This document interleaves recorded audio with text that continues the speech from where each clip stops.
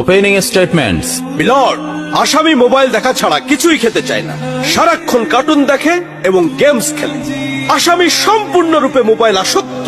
Objection milord. Objection overruled, you may proceed. আসামি তার বাবার মোবাইল দেখতে দেখতে হাত থেকে ফেলে ডিসপ্লে ভাঙারও রেকর্ড আছে। মহামান্য আদালতের কাছে আসামির সর্বোচ্চ শাস্তি আজীবন মোবাইল নিষিদ্ধ করা জোর দাবি জানাচ্ছে।